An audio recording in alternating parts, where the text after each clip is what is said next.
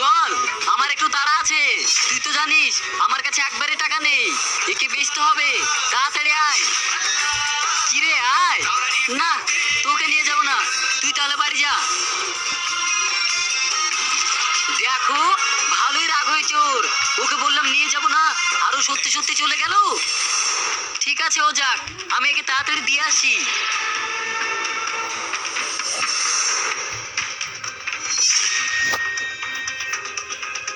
এই নাও। তাহলে কত দিতে হবে? আবার বলছো?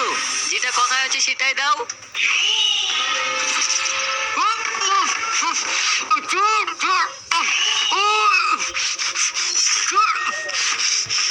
এই, আমার টাকা দিয়ে যা।